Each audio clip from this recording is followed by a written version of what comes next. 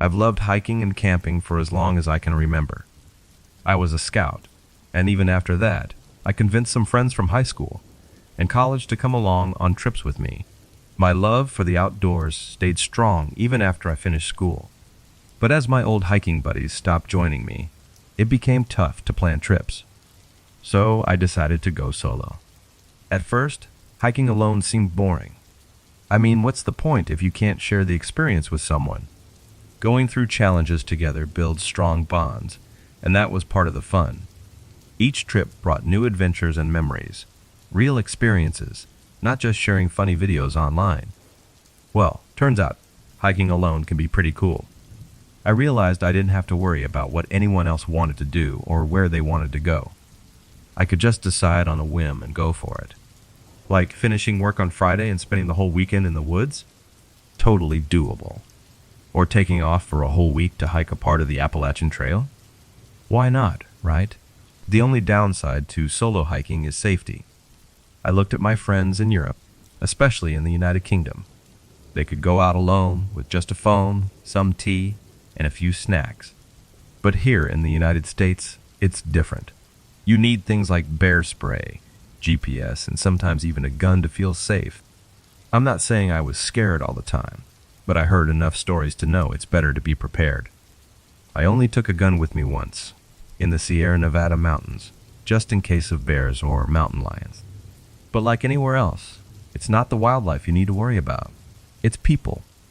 Remember how I said you hear some really crazy stories? Well, I ended up living one myself. It all started when I met this girl. So, one weekend, I decided to go to the Hammersley Wild Area, a beautiful and remote spot between Elk and Susquehanna State Parks in Pennsylvania. You have to drive to a tiny place called Crossed Forks, then take a small road until it turns into a trail. There are a couple of houses around, but they're cool with you parking there as long as you're tidy. Since it's so secluded, you don't have to worry much about someone messing with your car. So, on Friday afternoon, I arrived late and saw another car with a girl leaning against it. She looked cute in her hiking clothes, but she seemed upset about something. Not really angry, but definitely annoyed. I parked a bit away from her because I didn't want to bother her or make her more upset. Then I got out of my car and began taking out my stuff. I didn't want to be weird or make her uncomfortable, so I decided to just walk past her and mind my own business.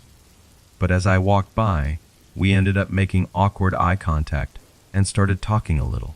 We said hello to each other, and I asked if she was all right, but she said no. And that was pretty much it. She was all set to go on a hike with her friend, but her friend bailed on her at the last minute. She was really excited about the hike and didn't want to go back home without doing anything. She thought about going alone, but she knew it might not be safe for her as a woman to hike alone. She was hoping she could still convince her friend to join her, even though she knew it wasn't a great idea to hike alone as a woman. I thought it would be nice to ask her to go hiking with me. Plus, I thought it would be a good way to spend time with a girl who likes nature, like I do. So, I asked her if she wanted to come along. At first, she seemed unsure. She probably didn't want to go into the woods with someone she barely knew. I thought she might say no, but then she suddenly looked excited and said yes with a big smile. She said her name was Sarah. We walked together, and I told her I was planning to camp for the weekend, but offered to walk her back to her car when she was ready to leave. She thanked me and said I was kind. We started chatting and getting to know each other better. Eventually, we felt really comfortable with each other. It was one of the best first dates I'd ever had. I'm not saying I'm a prince, but I know when a girl is interested in me. As we talked and walked, I started to feel excited about where things might go. I hadn't dated in a while, and my experience with Tinder was awful. I prefer meeting people naturally rather than online. We both liked hiking, so we talked a lot about it when we first met. We shared stories about the places we'd been and times when we almost got into trouble while hiking. As we got to know each other better, our conversations expanded to include other topics, like our jobs, families, and relationships. She mentioned she hadn't been in a relationship for a while and wasn't actively looking for one. However, she also said that if the right person came along, she might change her mind. I found her comment intriguing and exciting, As we walked together, I couldn't help but wonder if our meeting could lead to something more meaningful in the future. Looking back, I feel embarrassed about how innocent I sounded, but I think feeling lonely can really mess with your head. So, about an hour into our hike, Sarah and I were walking next to the stream. Sarah stopped to take a photo, then asked me to wait while she sent a text to her friend. She said she couldn't make a call because of poor signal, but she might be able to send a text to me. It was something we were used to dealing with. Even though Hammersley is near a town, the hills made it tough to get good cell service. While she was busy texting, I wandered a bit away, waiting for Sarah to finish what she was doing. Then, I noticed something interesting.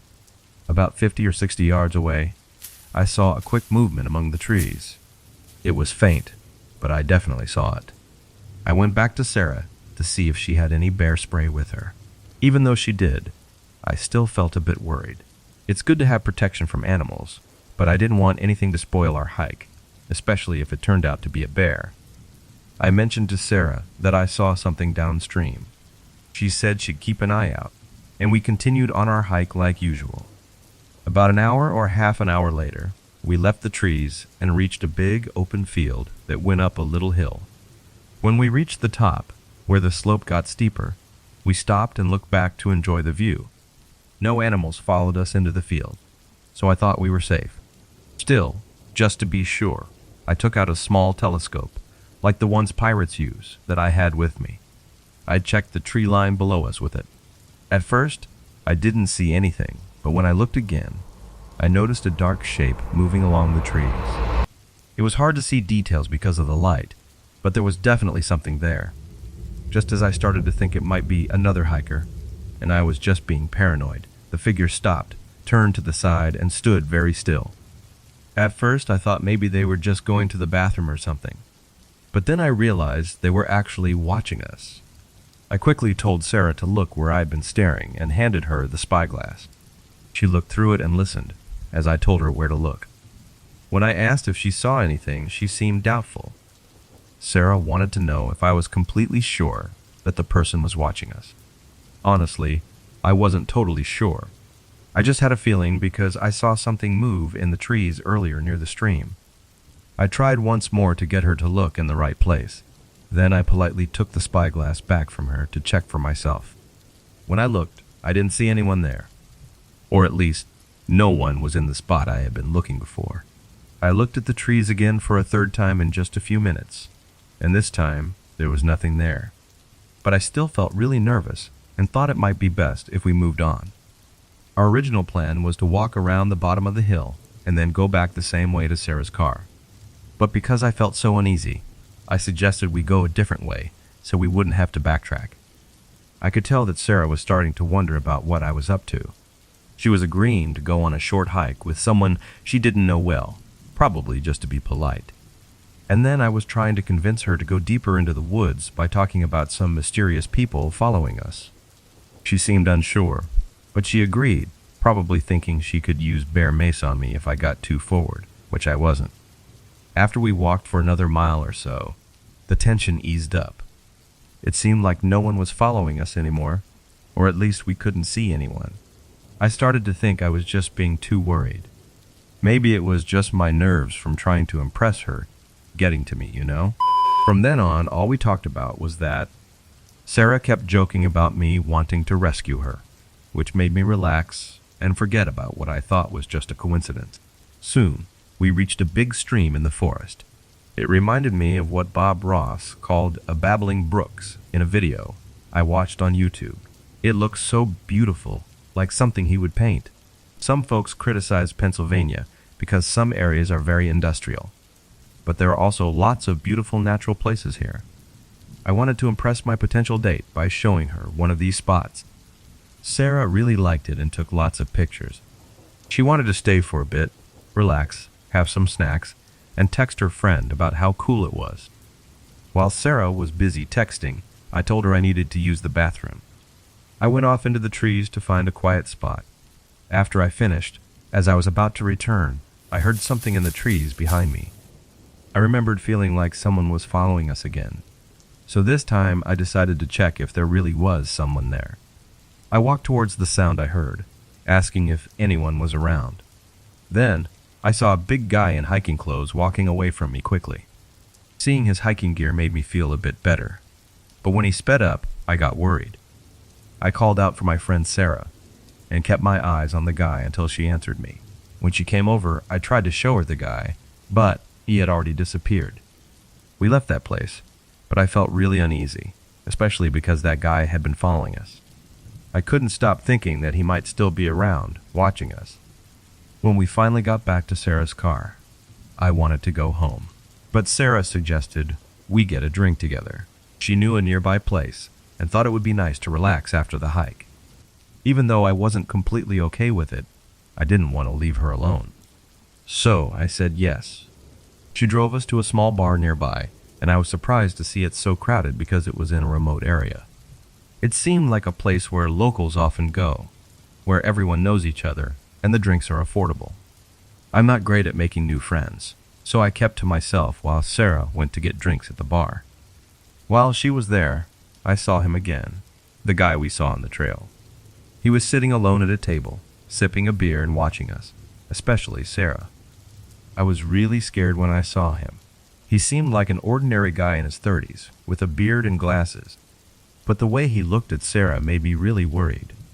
I tried to act normal, but I couldn't shake the feeling that something was really off. I mean, what were the chances that he just happened to be at the same bar as us? And why was he staring at Sarah like that? I wasn't sure if I should tell her or not, because I didn't want to scare her. So, I just kept an eye on him while Sarah talked to the bartender. Sarah came back with our drinks, and we found a table in the back of the bar. But I couldn't relax. I kept looking at a guy who was staring at us. I thought about talking to him, but then I realized I wasn't prepared, and it might not be safe. So, I just stayed put, sipping my drink and trying to stay calm. But I had a bad feeling. And then something bad happened. While Sarah was telling me about a hiking trip she took to the Adirondacks, a man suddenly stood up from his table and walked towards us. My heart started beating fast as I saw him coming closer, and I reached for the bear mace in my backpack without even thinking. But before I could use it, the man stopped in front of our table and smiled at Sarah. "Hey, sorry to interrupt," he said in a friendly voice. "but I couldn't help but overhear you two talking about hiking. I love hiking too. Would you mind if I joined you?" Sarah and I looked at each other, surprised by the sudden appearance of the guy. He just showed up out of nowhere, but before we could say anything, he sat down at our table like he belonged there. I felt unsure about what to do. My gut told me to leave, but I didn't want to make a scene. Plus, what if he was harmless? Maybe he was just a guy who liked hiking and ended up at the same bar as us. So, I decided to play it cool. I put on a fake smile and tried to be polite, hoping he'd get the hint and leave us alone. But he didn't do what we expected. Instead, he started talking a lot about his hiking trips from the past. He didn't realize that neither Sarah nor I wanted to hear about them. I tried to interrupt a few times to talk about something else, but he didn't notice and just kept on talking, ignoring my efforts to stop him. And then, just when I thought things couldn't get any worse, he got really close to Sarah and said something that scared me. "I saw you were hiking alone earlier," he said quietly. "That's pretty brave. Not many women do that." Sarah looked scared and looked at me for help. But before I could do anything, he whispered something in her ear that made her go pale. I didn't understand what he said, but it really scared her. She quickly got up and ran towards the door, leaving me with him. I wanted to follow her, to check if she was all right, but something inside me said I should stay. I felt like I needed to figure out what was happening.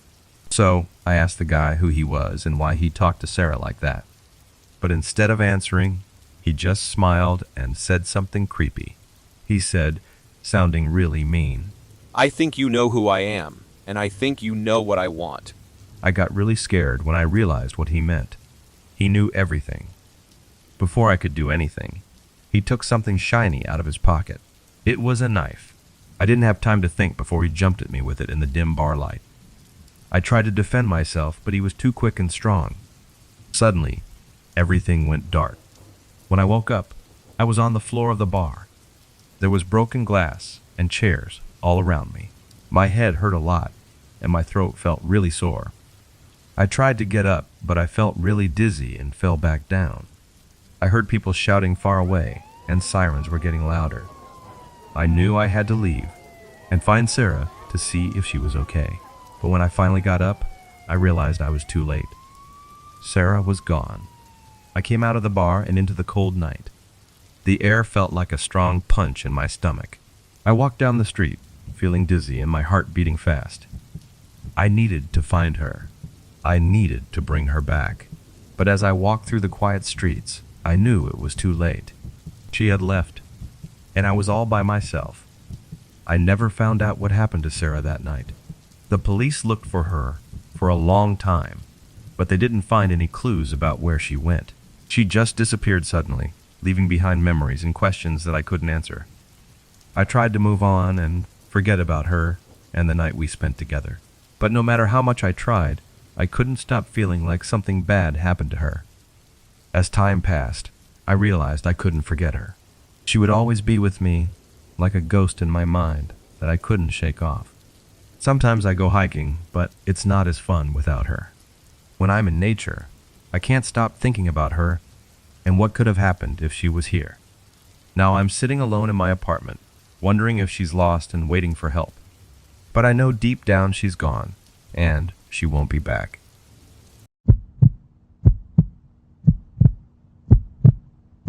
A while ago, me and my friends went on a fun camping trip in Scotland. We left Liverpool and took an overnight bus to Dumfries, looking forward to a week of camping in the wild. Instead of bringing tents, we used ponchos or tarps to make our own shelters and slept right on the ground. It wasn't always super comfortable, but we enjoyed the adventure. We started our journey really early, feeling tired and sleepy. We were driving through the calm countryside of Scotland. But things went wrong when we realized we had gone the wrong way, just a few minutes into our trip. We had to cover 6.5 miles more because we were already off the right path. I couldn't understand how we messed up so quickly. Luckily, a cyclist passing by helped us find the right way again.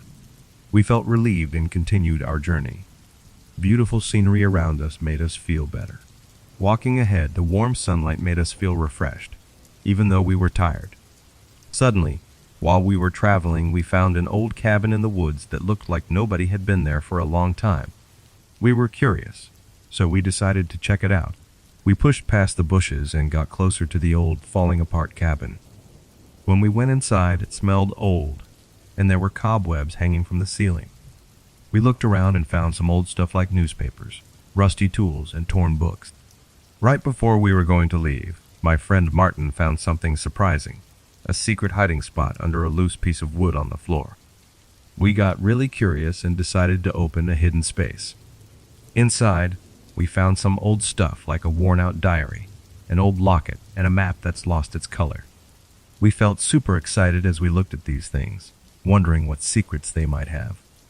Then, we heard a loud creak coming from the cabin, which scared us and made us quiet. I felt scared, thinking someone or something might be nearby. I looked around expecting to see someone hiding, but it was just us in the cabin, and it felt creepy. Feeling nervous, we quickly put the things we found in our pockets and left the creepy cabin. We wanted to get away from it as fast as we could. As we walked on the trail, we couldn't stop thinking about the strange things we found. Who put them there? And why? Lost in our thoughts, we kept walking, feeling tired as the hours passed. The sun got higher, and we started to feel really tired. Just when we were getting worn out, we found a nice little village in the hills. It was a relief after being in the wilderness for so long. We were really tired and hungry, so we went into the village. The people there looked at us strangely, but we didn't pay much attention.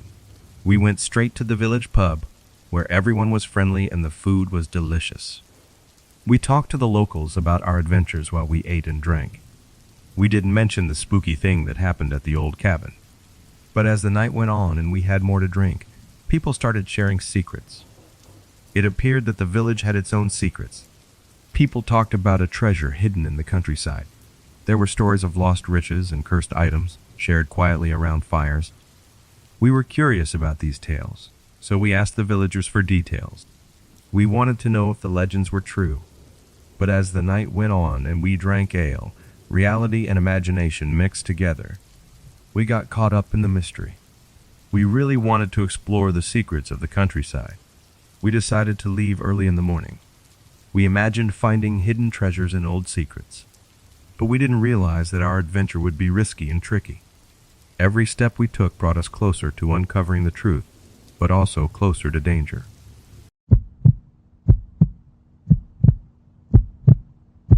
This funny thing happened to me a while ago, when my friend Jack and I decided to go camping together. Jack loved camping, and used to do it a lot with his family when he was younger. He convinced me to go on this spontaneous trip to get away from the noisy city. Jack got all excited and bought a bunch of cool camping stuff, including a big new tent.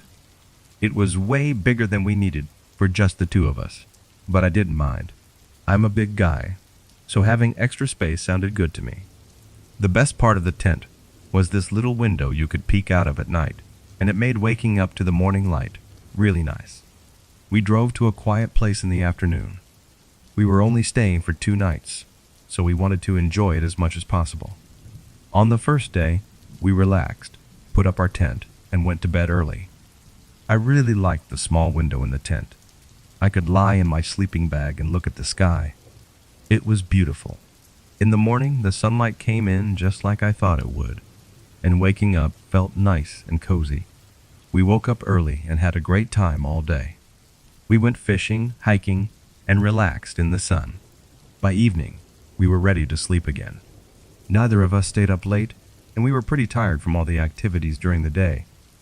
As I was getting sleepy, I thought I saw something moving outside the tent.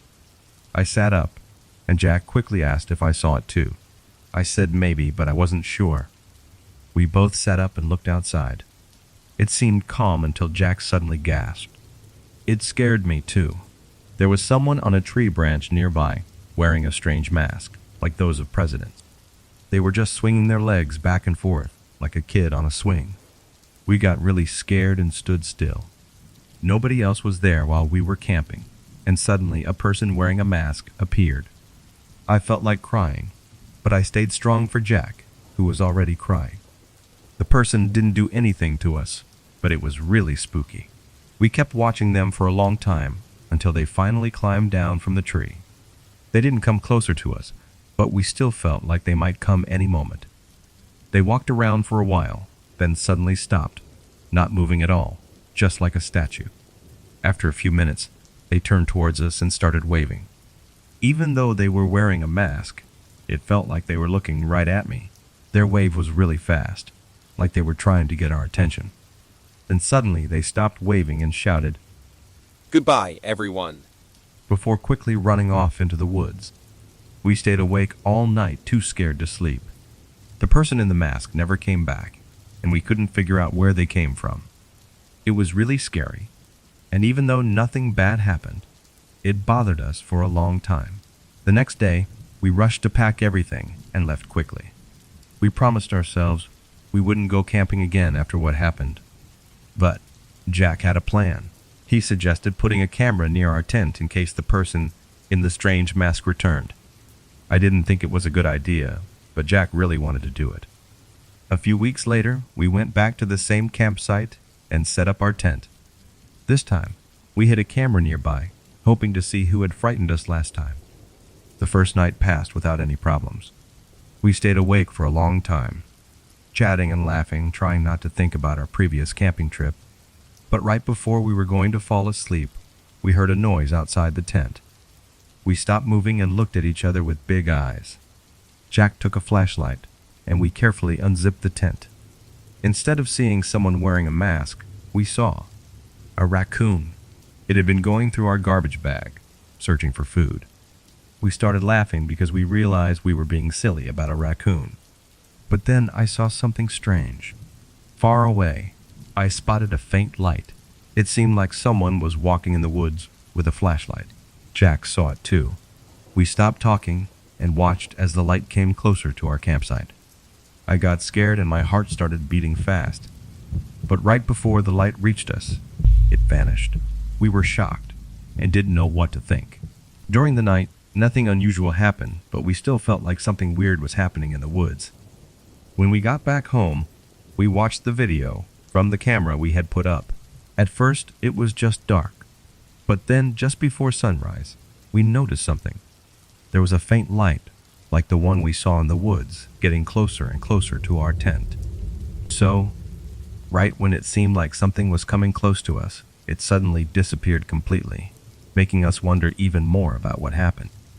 After that, we never went back to that campsite. Even now, we still don't know what was in those woods. But one thing I know for sure is I'll always remember the night we camped with a raccoon and a strange light that vanished into thin air.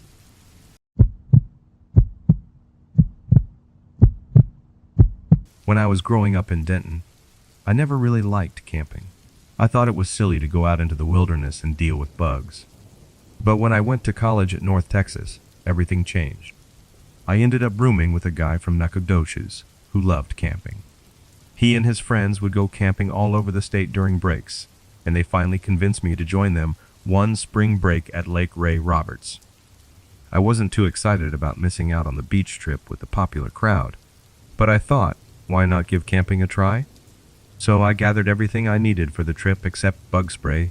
That was essential. And you know what? Despite my doubts, camping turned out to be really enjoyable. I even caught my first fish and became hooked on the whole outdoor experience. After that trip, I decided to go camping every chance I got for the next few years. I really enjoyed being outdoors and exploring nature. My friends noticed how much I had changed and couldn't believe it. But I didn't mind. I was focused on staying connected to nature. When I was in my last year of college, I planned a big camping trip to a forest in the eastern part of the state. I won't say exactly where. I had my reasons. I packed up my Jeep and set out for the adventure, feeling really excited about it. But things got really scary. I felt like someone was watching me while I was hiking in the woods. Then suddenly, I heard gunshots. I panicked and hid, hoping the shooter would stop. After a while, the shooting stopped, and I made it back to my campsite safely. But I was really scared. I quickly packed up and left without putting out my campfire properly. When I got to the police station and told them what happened, the officer didn't seem too shocked. He said something about hunters being too eager, but I felt like there was more to it. There was something strange about the whole thing. After that, I never went back to those woods. Just thinking about what might have happened there scares me. Then I read about a guy online who found a huge field of drugs guarded by dangerous people while he was hiking. It made me wonder, maybe there's something fishy going on in the woods. 9 years have passed, and I still love nature. But sometimes, I feel like it's changed in a bad way. I'll always remember the fun times I had camping and exploring outside, but now it feels different when I look at it. And that's okay. Instead, I'll share my stories and what I know with others and let them imagine the woods.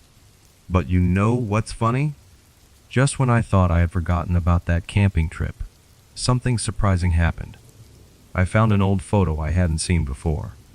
It was from the camping trip, and in the background there was something strange hiding among the trees. At first, I thought I saw something strange because of the light, or a shadow. But the longer I looked, the more sure I felt that there was really something there. Something watching us from the dark. I felt really worried as I looked at the picture. Who or what was hiding in the woods? And why didn't I see it earlier? I felt like a tight knot in my stomach, and no matter what I did, I couldn't stop feeling scared. I felt like I needed to learn more, so I decided to investigate. I asked my old friends from camping if they remembered anything weird from our trip. Oddly, none of them did, but I couldn't shake the feeling that they were hiding something. So, I dug deeper. I searched online and read news stories and forums about the place we camped. And then, I found something terrifying that made me really scared. So it turns out that the forest we camped in wasn't just beautiful. People talked about strange things happening there, like people going missing, seeing weird figures, and even talk of a cult. Could it be that we found something spooky during our camping trip? The more I looked into it, the more I thought there was something really creepy going on in those woods. And suddenly, what happened during our camping trip seemed scarier. What if those loud noises we heard weren't just hunters? What if we found something we weren't supposed to see? I might never really know what happened that day, but one thing's certain, I'll always feel uneasy about it. And every time I see that photo, I wonder what else is hiding in those shadows, waiting to be found.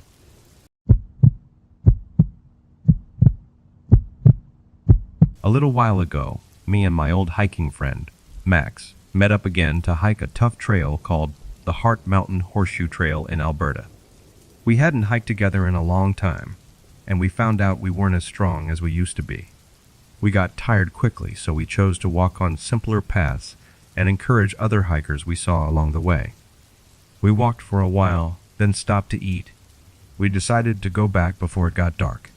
On the way, I saw a shoe in the water and thought someone lost it. I wanted to show my friend Max, but he looked scared and was staring at something down the stream. I went closer and saw something scary too, which made me feel really scared. Further along the river, there were two hikers lying in the shallow water. They still had their climbing gear on, but they were dead. Their bodies looked twisted and broken. What scared me the most was that I knew them. We saw them climbing not long ago. They seemed to be having fun while my friend Max and I were struggling. It was really strange and scary. They must have slipped and fallen while we were eating lunch nearby. I wondered why they didn't yell for help. That question bothered me for weeks. I always thought I would scream if I were in that situation, but they didn't make a sound. Maybe they hit their heads and got knocked out, or perhaps they chose not to scream because of pride, or because they accepted what was happening. I was really scared by what I saw. But then, I noticed a young family walking up the trail behind us. I went up to them and said hello. I asked if I could talk to them for a bit. The dad could tell something was wrong, so he agreed to come with me while his family waited. When he saw what happened, he promised to tell the rangers when they went down the mountain. My friend Max and I stayed with the injured people until the rangers came. The dad went down the mountain quickly, and soon we heard a ranger coming on an ATV.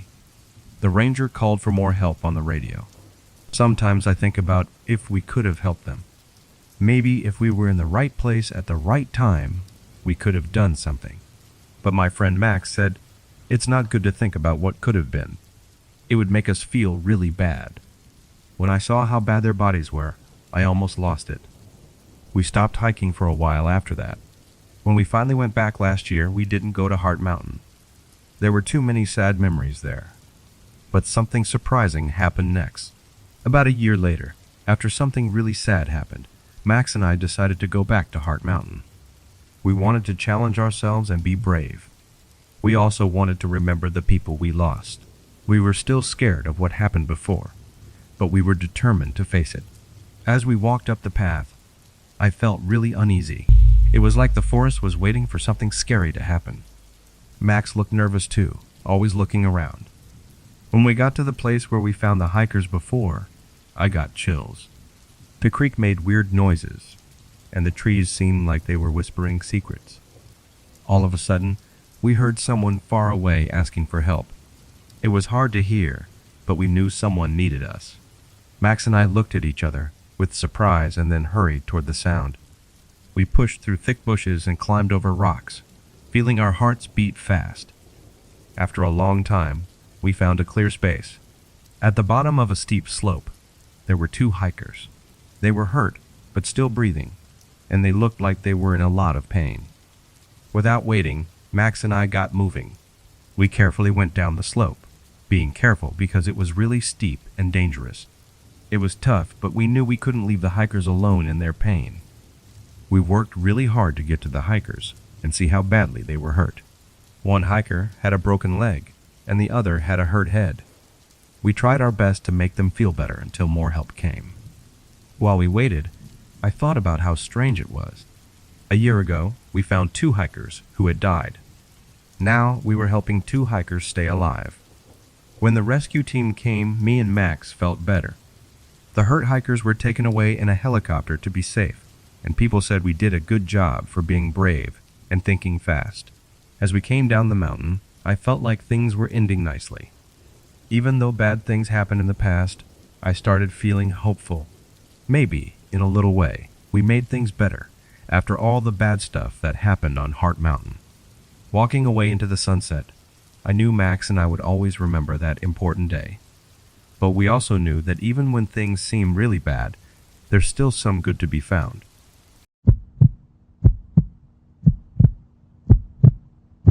I've been living in Japan for about 10 years. At first, I came here to study, but I liked it so much that I decided to stay. Now I'm getting married soon. Everything was going well until last week when something happened and made things complicated. It began when my friend Alex messaged me on Skype. Alex is from America, but now lives in Japan for a fresh start. He's older than me, about 5 years, and knows a lot about Japan's coolest spots. He's also a parent of 2 kids. While we were chatting, he suddenly brought up Akitahara. If you're not familiar with it, you can search for it. Basically, it's a forest with a scary reputation. Alex said he'd give me $500 if I stayed alone in the camping spot for 2 nights. My wife, who's from Japan, got really scared. She told me scary stories about the forest people disappearing and spirits haunting you. But I wasn't afraid. I wanted to show her it was all made up, and I needed the money too. So I said yes to the bet. The day I left, my wife didn't want me to go, but I went. I gave her a kiss and went to the forest. It looked scary as I walked toward it. It's pretty, but also a bit scary. Trees are close together and it feels like a different place.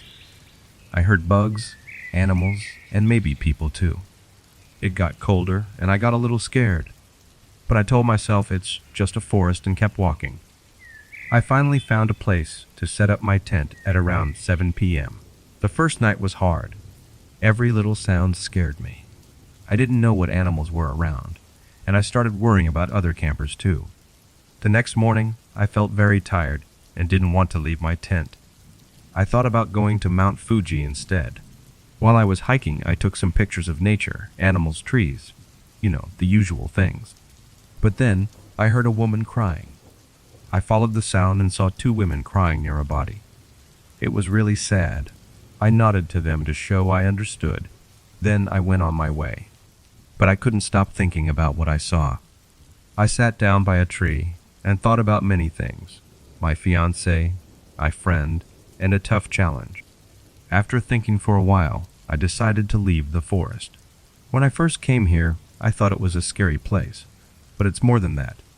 It's where people go when they feel like they've lost all hope. It helped me understand how important life is. Later on, I got very sad for a long time. I couldn't stop thinking about how easily life can change. My relationship with my fiancé got worse too. We argued a lot, and we weren't as close as before. I even thought about going back to the forest, but I stopped myself. I didn't want to give in to those sad feelings. I got help and started taking medicine for feeling sad. It helped me a lot. It's almost been a year, and I haven't felt sad like before. I might take less medicine soon, so I went back to the forest, but I didn't see any ghosts or hear any scary sounds. Maybe they weren't there, or maybe I just wasn't paying attention. Anyway, the scariest thing I saw in that forest was the reality of death. So, if you're thinking about visiting Akitahara, make sure you know why you're going. It's not just for fun. It's a place where people face their darkest times. You know what? There's something I haven't told you yet about my time in Akitahara. One night while I was camping, I heard footsteps outside my tent. I thought it might be an animal, but it sounded too much like a person. It scared me, and I listened carefully, holding my breath. Someone was walking towards me, and then I heard a woman's voice speaking quietly. I couldn't understand what she was saying, but it made me very scared. I stayed still in my sleeping bag, too afraid to move. Suddenly, the footsteps and whispering stopped. I waited for a long time, but nothing else happened. I was so tired that eventually I fell asleep. The next morning, I woke up feeling scared. I couldn't stop thinking about what happened last night. Was it all just in my head? Or was there really someone in the forest with me?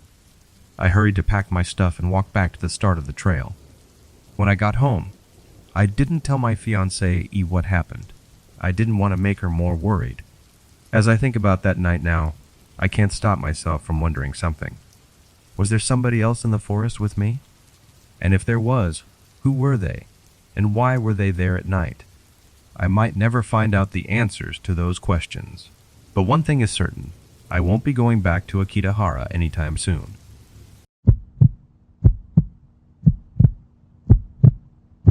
Me and my friend Jake went camping together. We've been friends for almost a year. We both like the forest and hiking, but we've never camped before. It was our school break, and we planned this for a long time. We chose a trail we knew and found a spot for our camp. When the day came, we went without any doubts. We were happy to see no one else on the trail, which is why we picked it. We knew it wouldn't be crowded. We walked for about 6 miles in the forest until we found a spot to put up our tents. As the sun was setting, we had a little meal. My friend Jake and I collected rocks and sticks to make a fire. We lit the fire just before it got really dark. We brought some beers, which might not have been the smartest choice. We sat around the fire, drinking and talking. We had fun and laughed a lot, but after a while, we felt tired and decided it was time for bed. We put out the fire and went inside our tents to sleep. I fell asleep fast because the forest sounded peaceful, but I kept waking up in the night for some reason. It wasn't because of noises. I just felt uneasy suddenly. Maybe it was because I wasn't used to being in the forest at night. On maybe the 4th or 5th time I woke up, I heard Jake's tent zipper. I thought he might be going out to pee or something, but he only took a few steps before I heard him looking through his backpack. He stood there quietly for a while. I sat up and unzipped my tent. As soon as I did, I heard Jake's footsteps rush away from my tent. When I looked out, Jake was quickly putting something back into his backpack. Then he looked at me, seeming worried. I asked him if he was okay, but he just nodded and didn't talk. I felt something was wrong. So, I left my tent and stood up. I asked him why he was outside. He said he couldn't sleep and wanted fresh air. But then I saw something in his backpack, part of a gun sticking out. I got really scared and tried not to show it, but he knew I saw it. We looked at each other for a bit. Then he went back to his tent without saying anything more. It was strange because he never acted like this before. Seeing the gun and his strange behavior made me feel really uneasy. I stayed awake all night, sitting outside the tents, waiting for the sun to rise. When it did, I packed everything, and we left. After that, Jake never talked to me again. It made me think something wasn't right about that night. I don't know what might have happened, but I felt lucky to leave before finding out. As weeks passed, I couldn't shake the feeling that something was wrong with Jake and our camping trip. I didn't get why he had a gun or why he acted weird. I tried to forget about it and focus on school, but I kept thinking about it. One day, I was looking at news on the internet. I saw a headline that got my attention. It said there were lots of robberies happening in the same place where Jake and I went camping. The article said the police were searching for someone who was armed and dangerous. My heart started beating fast as I kept reading. I became more and more suspicious. I clicked on the article and learned more. The robberies happened close to where we camped. The person they were looking for was seen around the same time we were there. They even described the suspect, and it sounded exactly like Jake. I couldn't believe it. My friend Jake was suspected of doing the robberies. It all started to make sense. The gun, his strange behavior that night. He must have been involved somehow. I was really confused. I found out something bad about my friend Jake, but I didn't know what to do. I didn't want to believe it was true. I thought about calling the police, but I wasn't sure if I should. What if I was mistaken? What if there was a good reason for what happened? Finally, I decided to talk to Jake about it. I wanted to hear his side of the story, even though I was scared. I called him and we met at our usual coffee shop near school. When he got there, he seemed surprised but acted like everything was fine. Hey, friend, how are you? He asked, sitting down in front of me. I took a big breath, trying to calm down. We have to talk, I said, my voice a bit shaky. Jake's smile disappeared, and he looked worried. What's up? Is everything okay? I hesitated, not sure how to start, but then I remembered the news and knew I had to talk about it. I saw something on the news, I said finally, "about some robberies around here. They're looking for someone, and the way they described the person sounds like you." Jake looked really surprised and turned pale. Oh, I can explain. He said nervously, but he seemed to be struggling to find the right words. "Jake, please," I said, sounding desperate. "Tell me what's happening. I want to understand." He took a big breath and looked at his hands, moving them around nervously. Okay, fine. But you have to promise not to decide until you hear everything. He said finally. I nodded, my heart beating fast. I didn't know what he would say, but I was ready for anything. It all started a few months ago. Jake started speaking quietly. I started hanging out with some guys from my hometown who were doing some bad stuff. He stopped for a moment, like he was trying to organize his thoughts. They convinced me to help them with something. They said it was an easy way to make money. But things went wrong. Someone got hurt and I didn't know what to do. I felt really sick when Jake told me something important. I was shocked and couldn't believe it. I've been running away. Jake said, sounding upset. I didn't know who to ask for help, so I came to you. I'm sorry for not telling you earlier, but I was scared. I didn't want to involve you. I started crying when Jake shared his story. I couldn't imagine how scared and lonely he must have been. I don't know what to say, Jake, I said softly, feeling choked up. I had no clue. I'm really sorry. He looked at me with sad eyes. Please believe me. I didn't mean for any of this to happen. I just messed up, and now I don't know how to fix it. I held Jake's hand tightly. We'll solve this together, I said firmly. You won't face it alone. At that moment, I promised myself to stand by Jake, no matter what. Last year, when I went camping, I had a big surprise. Usually, I go camping alone in the same places I know well. But sometimes I like to try new things and explore new places. So, I decided to try the Pine Ridge Trail this time. It was exciting because I had never been there before. I got in my old car and drove for 2 hours to get to the start of the trail. But when I started hiking, things didn't go smoothly. Some parts of the trail were wet and muddy, which was disappointing. But I kept going, trying my hardest to avoid those muddy spots. After walking for about 45 minutes, I saw something beside the path. It was a tent, but it looked really old and torn. I got curious and went to check it out. No one was inside, so I went closer.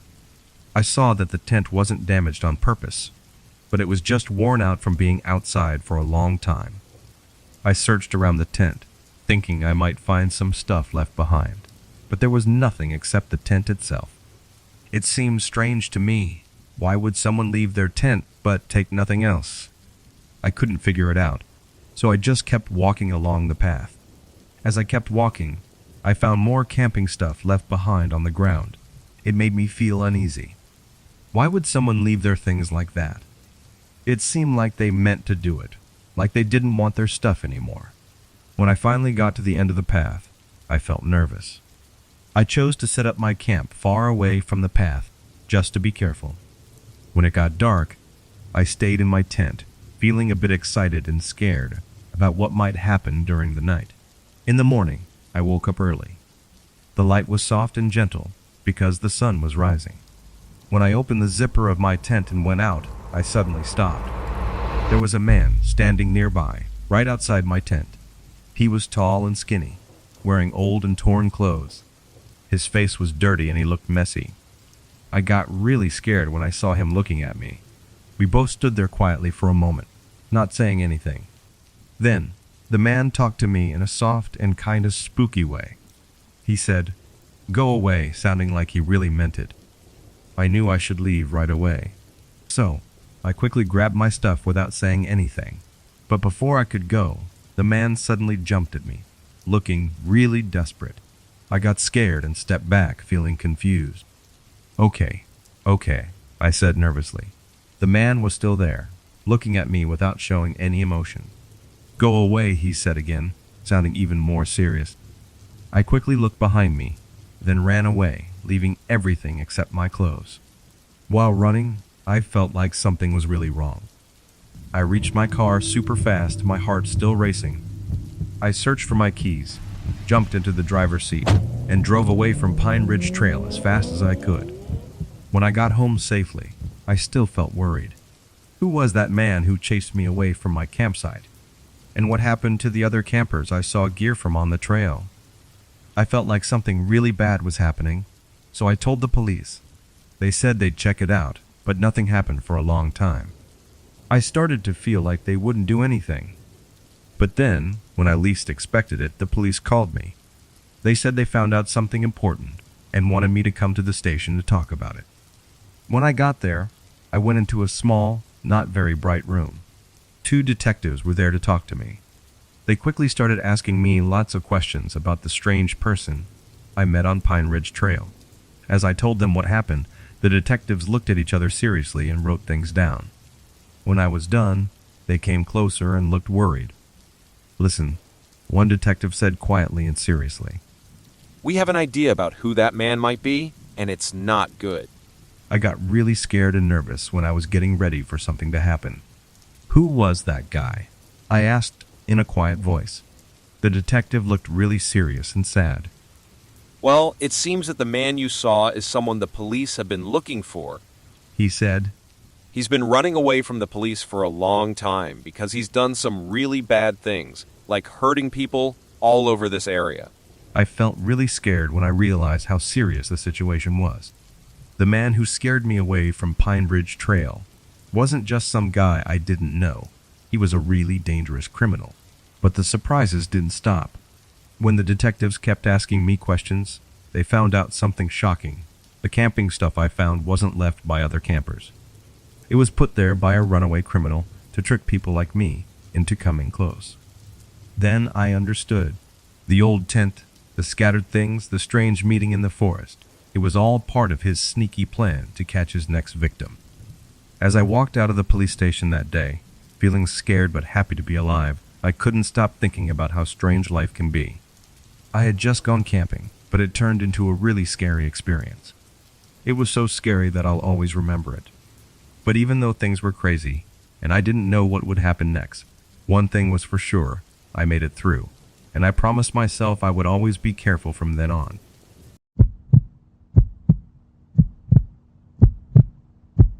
I grew up in a small town called Birchwood in Australia. It's far away from the busy city of Melbourne, nestled in the mountains. Birchwood is really cozy, especially in winter when everything is covered in snow. I used to have a lot of fun playing winter sports and having snowball fights with my friend Jack, who lived nearby. I never thought I'd leave Birchwood, but things changed. In 2010, I moved to Melbourne and started a family with my wife. We chose to raise our kids in Australia, far from my hometown.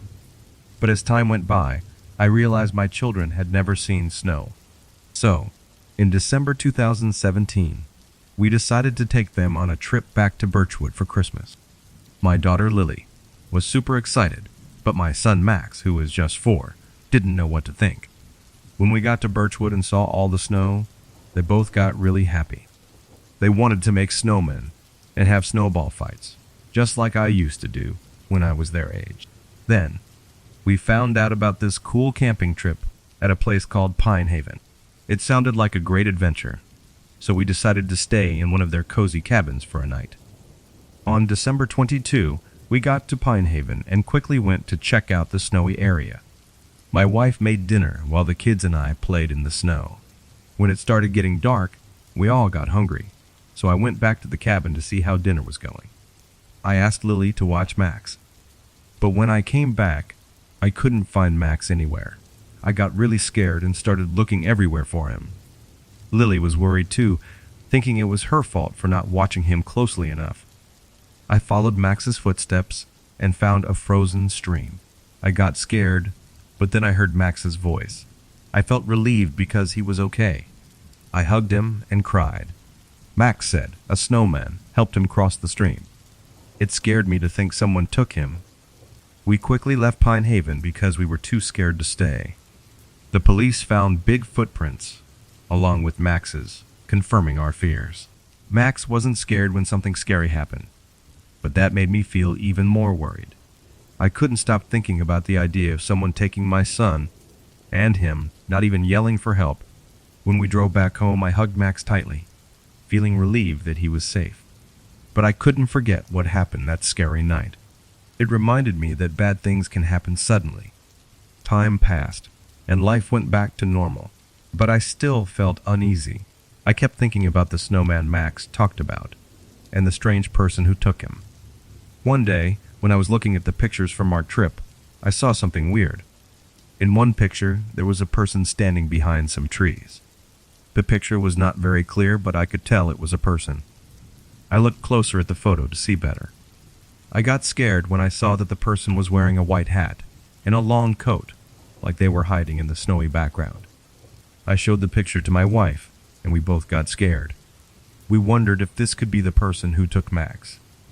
We wanted to give the police a picture to help find out who was in the woods at night, but the officer we talked to didn't seem to believe us.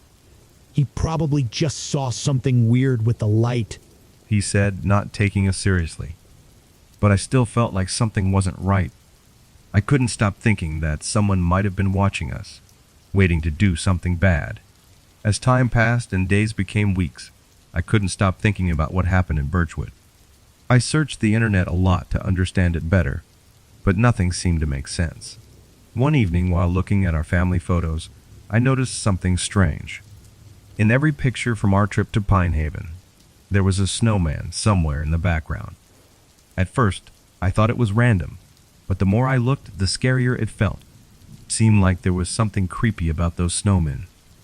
I showed the pictures to my wife, and she thought there was something wrong with them too. But when I told the police about it, they didn't believe me. I felt really upset, and like I couldn't do anything. So, I decided to go back to Birchwood by myself. I really wanted to find out what was going on with those strange snowmen. I only had my camera with me, but I was determined. I went back to the woods where we had been before, but as I walked around, I couldn't help feeling like someone was watching me. As the sun was going down, I saw something scary. In the trees, there was a snowman. It didn't move, but it stared at me. I went closer, carefully, feeling scared. When I was near, I noticed something weird about the snowman's face. Its smile looked too big, too scary. I wanted to touch it, but then it fell apart and someone was under it. I was shocked and stepped back. The person looked like the one in the picture, wearing a white hat and a long coat. Suddenly, before I could even think, someone scary jumped at me with mean-looking eyes. I tried to move away quickly, but it was too late. They grabbed my throat hard, and it felt really cold. I tried to get away, but I couldn't. Then I realized something terrible. This was the person who had taken Max, my friend. And now, it seemed like they wanted to take me too. I was almost falling asleep, when suddenly, I heard Lily's voice. She sounded scared and desperate. It woke me up and gave me a lot of energy. I pushed hard against something or someone that was holding me, and then it let go and disappeared. I fell to the ground trying to catch my breath. Lily came running to help me, and we left the scary place together. As we walked back to the safe town, I wondered why the person attacked us. Were they just crazy, or was something really bad happening? I might never find out, but one thing is for sure, I'll always remember how scared I was that night in Birchwood, and the strange mystery hidden behind its snowmen.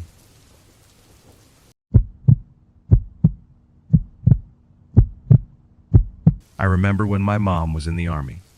She was there a while ago, but after she finished, she felt like something was missing. Then she found out she really loves camping and hiking. She's been doing it for about 6 years now. Every year, she plans these camping trips like a pro because of her army training. She and my brother are always in the mountains, hiking in all seasons, summer, spring, fall, and even winter. People in the little town near the mountains know them as the mom who hikes with her son. I live with my dad, but I usually go see my mom and brother during the summer. Last year was the last time I went hiking and camping with them. And, to be honest, I really don't like those mountains and the scary things in the woods. The mountains we hike are called Pine Creek Gorge, also known as the Grand Canyon of Pennsylvania. The path we usually walk on is called the West Rim Trail, and it's about 30 miles long. I really don't like these mountains. But my mom wanted to do something big with me and my brother, walking a really long trail in less than 2 days. I didn't want to argue, so we said yes. But I couldn't believe my mom really wanted to do this. We left our car at the start of the trail at a place called Brady Walls Picnic Area and walked all the way to Rattlesnake Rock. Then we had to walk 10 more miles to a small town where we could get sandwiches, soda, and a ride back to where we started. We were hiking, and it got dark, so we had to stop and camp. Luckily, there was a good campsite up in the mountains with trees all around and a nice view.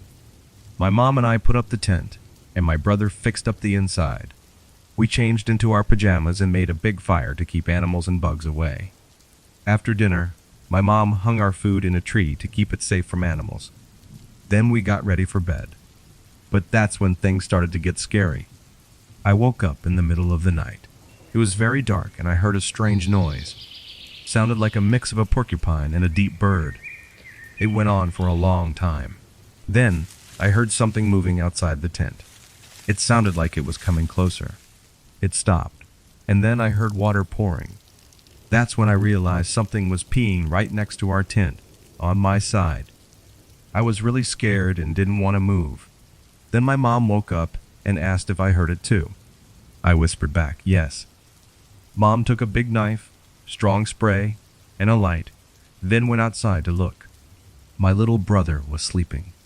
Mom didn't want to wake him up. I waited, feeling scared. Mom took a long time. When she came back, she said she didn't see anything. We went back to the tent, but I couldn't sleep. I worried about what might be outside, maybe coyotes or something, really scary. Eventually, I got too tired and fell asleep. When we woke up, the first thing I did was check where I heard the peeing. It was still wet and smelled like urine. We got dressed, ate breakfast, and packed up to continue our hike. Around lunchtime, we found a spot to stop and eat. But when my mom opened the food bag, half of our food was gone. She looked surprised and told me she hadn't been completely honest with us. She said she saw something last night, a tall, shadowy figure near our food bag. She sprayed it with bear mace, and it ran off into the woods. She thought it was just a person trying to mess with us, but I wasn't so sure. The rest of the hike was really scary. Every little noise made me scared, and I felt like something was watching us. Finally, we got back to town, and I yelled about how much I didn't like the mountains. But I knew there was something nice about them, even though they scared me. As we walked to the car, I felt like something wasn't right. It wasn't just the strange sounds and the missing food. It was something else, something I couldn't figure out. When we got back home, I couldn't stop thinking about something that bothered me a lot. I tried to ignore it, but it felt like a small, sharp piece stuck in my mind. A few weeks later, I was looking at some old pictures on my phone from our camping trip. I zoomed in on one of them, and I noticed something strange in the background, a dark shape hiding among the trees, watching us. My heart started beating fast as I looked at the picture, trying to figure out what it could be. Who or what was that? And why were they following us? I showed the picture to my mom, and she looked really scared. She didn't know what it was either, but she promised to investigate it. For many days that went by and turned into weeks. We felt like someone was always looking at us. My mom began looking up information about where we were, hoping to learn more about what we saw. Then, one day, she found a really old newspaper story from a long time ago, back in the 1800s. It was about some miners who disappeared in those same mountains, and no one ever found them again. As she kept reading, she found out that the place where we stayed during our camping trip was said to be haunted by the ghosts of miners who got lost. Some said they saw weird shapes in the woods, like the one in my picture. My mom and I were really surprised. Could it be true that we saw one of those ghosts when we were camping? We might never find out for sure, but one thing is clear: I won't see those mountains in the same way again. And next time, I'll be more careful before going into the woods at night.